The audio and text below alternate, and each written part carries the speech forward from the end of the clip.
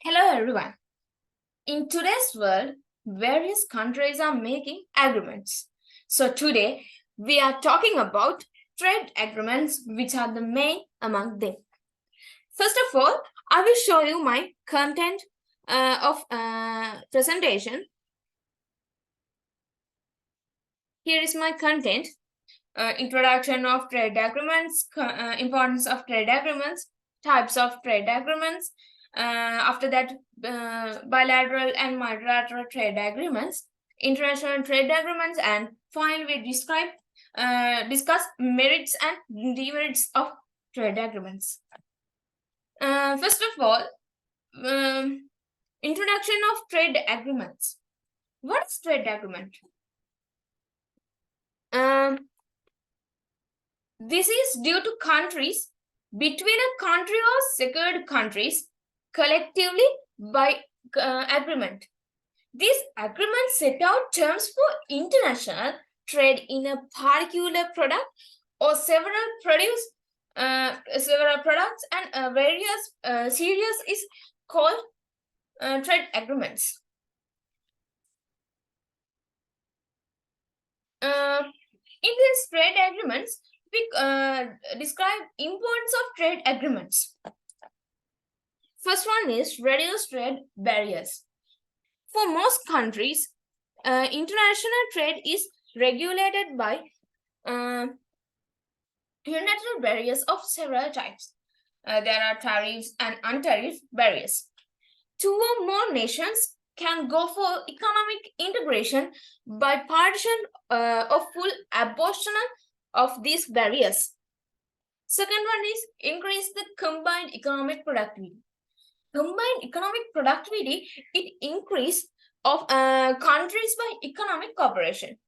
International trade allows each country to specialize in the goods it can produce cheaply and efficiently relative to other. Third one is trade agreement bring many benefits for economic around the world. New market, jobs, competitiveness, foreign investment. New markets. Trade liberation opens new markets between trade partners. Free trade zones allow export to growth. Jobs.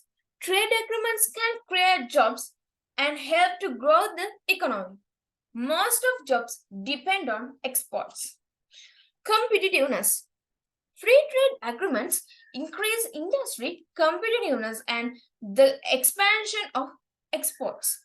And the last one is foreign investment. Free trade agreements spawn foreign investment, creating economic growth. As markets open for each of the trade partners, so does investment opportunities. After that, we describe and we describe types of trade agreements. Actually, we have so many types of trade agreements. Anyway, we get two trade agreements, bilateral and multilateral. First of all, my friend Tatsani will explain bilateral trade agreements. Tatsani? Thank you, my dear friend Dulari. Bilateral agreement.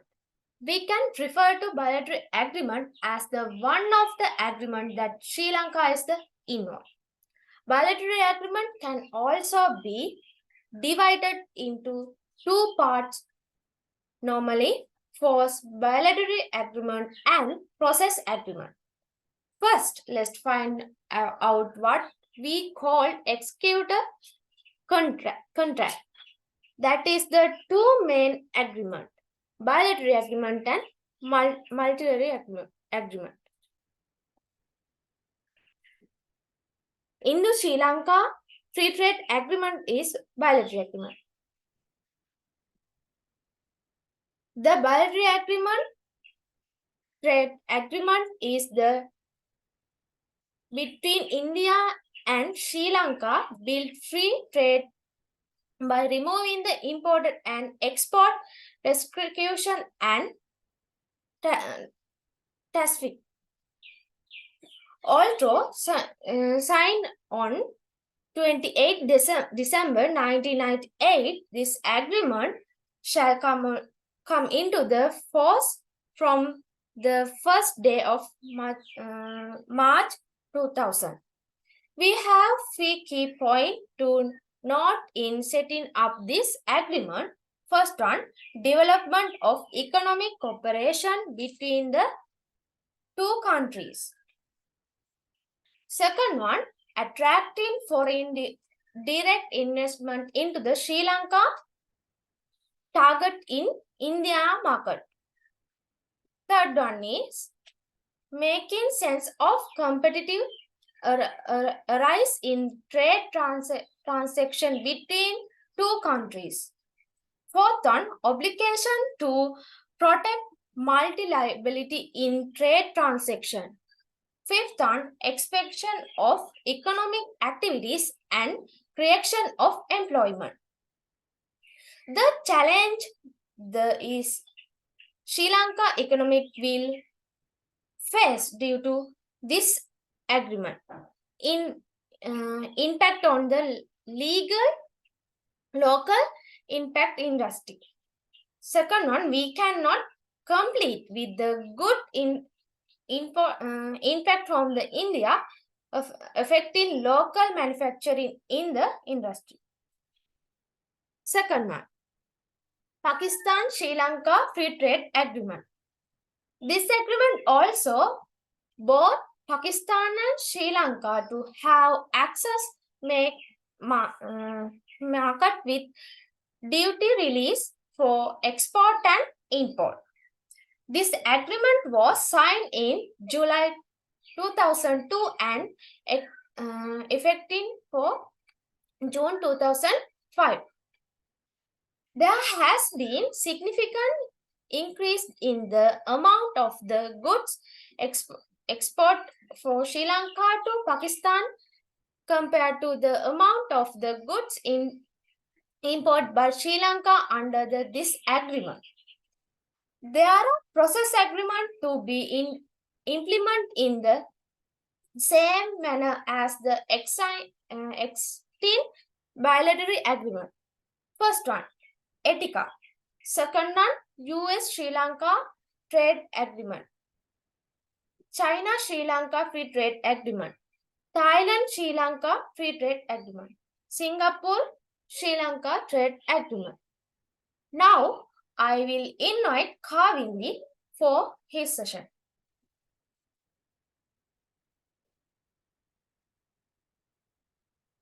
Okay, thank you, my dear friend Tatsani, for giving me this chance. So, Tatsani explained about bilateral trade agreements. The other parts of the agreement that Sri Lanka is involved in are multilateral trade agreements. Let us first see what is the multilateral trade agreements. Multilateral trade agreement is a trade agreement between several countries on trade and finance. Let us next focus on what are those multilateral trade agreements. In present, we can see there are so many multilateral trade agreements in the world. So I am going to introduce you some of them. First one is South Asia Free Trade Agreement. The other one is Asia Pacific Free Trade Agreements. So firstly, I would like to introduce you to South Asia Free Trade Agreement. According to this agreement, since the amount of good covered by the SAARC Preferential Trading Agreement was not enough, the SAARC member countries signed the agreement in 2004 and implemented it from 1st of January 2006 to carry out free trade. Under this agreement, member countries get tariff facilities for a large number of goods. As countries put into this agreement, Bangladesh, Bhutan, India, Maldives, Nepal, Pakistan, Sri Lanka, and Afghanistan. Next, I would like to bring your attention what are the benefits of this agreement to member countries. The first one is market expansion due to the elimination of the tariffs. The second one is goods can be imported at a low cost. The third one is amendment of custom procedures and documentation. The last one is development of trade-related service facilities such as banking ports. Next, I would like to focus on Asia-Pacific Trade Agreement. The agreement signed on the 2nd of November 2005. This aims to provide tariff concessions in the exchange of specified goods between the member countries and thereby try to develop the trade between the member countries. As member states of this agreement, we can refer Bangladesh, China, India, Laos, South Korea, Sri Lanka, and Mongolia. So my session is over. Now Chatuni is ready to explain about international trade agreements. Chatuni, now time is for you.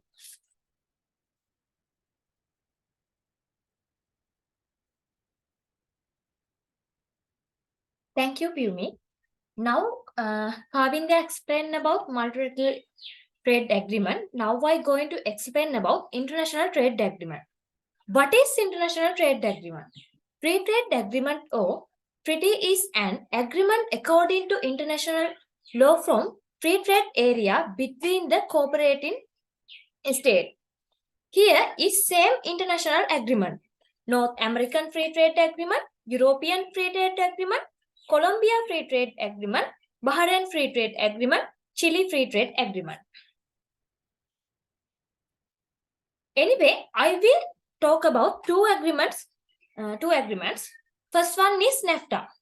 What is NAFTA? The North American Free Trade Agreement is a critical trade bloc in North America created by the government of the United States, Mexico, and Canada. When was NAFTA started? NAFTA was signed by American President Salinas and Canadian Prime Minister Brian Mulroney in 1982. But NAFTA was signed into law by President Bill Clinton on December 8, 1993 and entered force January 1994.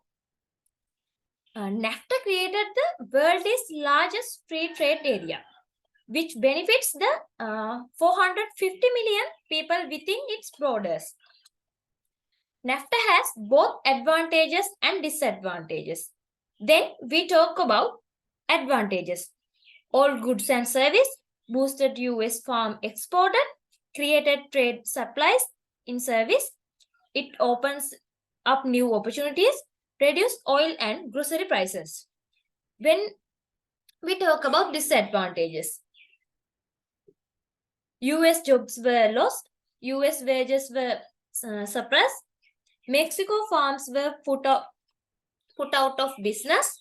NAFTA lifted traffical but not regulations.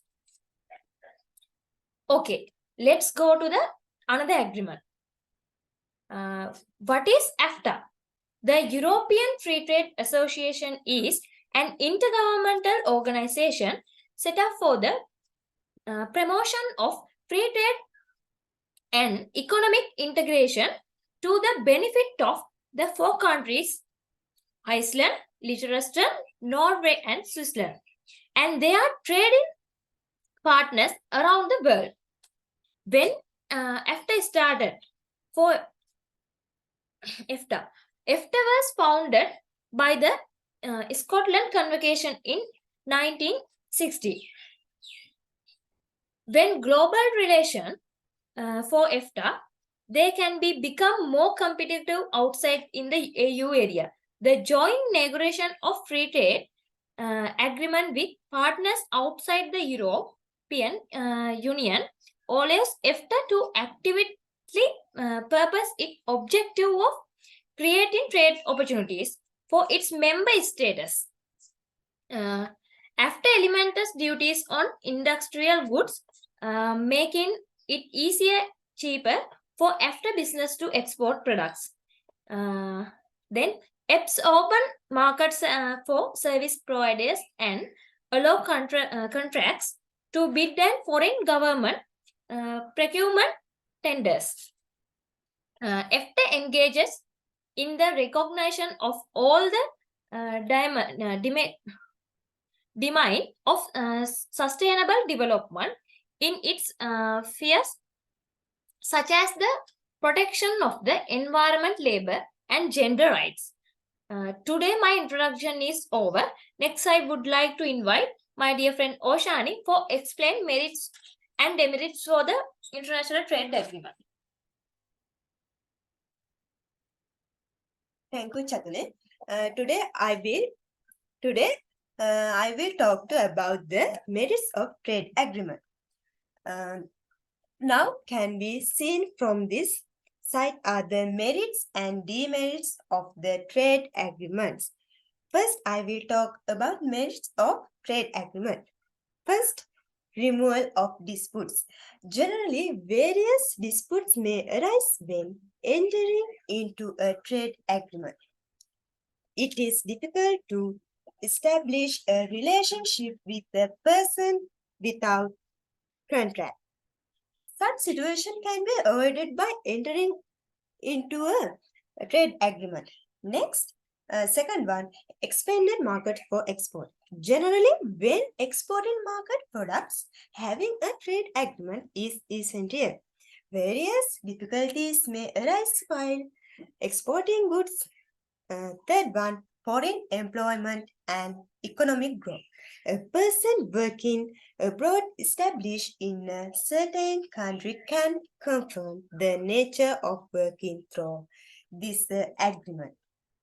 Fourth one, increase production effectively and effectively. The products we manufacture can be made efficient and effective because of this trade agreement. By essentially trade agreement, a market will be created for that products on average. Fourth one, consumer satisfaction. The consumer generally expects not only local products but also foreign products by established trade agreement. Domestic and foreign products can be researched and consumed. It increases customer satisfaction. Now, we can talk about weakness. First, remove a trade barrier on a particular good hurts the shareholders and employees of the domestic industry who produce the good. The means that many products are produced in the country, but many people are interested in foreign products. Then there are disadvantages to the products. Second one, some of the groups that are hurt by foreign competition wield enough political power to obtain protecting against imports. Political power is needed when some products are exported. Generally, to export even a product that we produce to foreign country. Third one, with the removal of trade barriers, structural unemployment may occur in the short term. By creating trade agreement, new producers may have no place in the market. There is unemployment. Finally, pollution and other environmental problems. When exported products to foreign countries, environmentally harmful materials such as polythene and plastic are used to send the product safely. Such problems may arise entering into a trade agreement. Thank you. I would like to invite my dear friend Dulari continue another session. Thank you, Oshani. Here is our presentation, and now we are going to end of our presentation. Actually, I think you take some knowledge from our presentation, and I beg your pardon for any doubts, any issues from me and my friends have. And thank you for everyone for this presentation.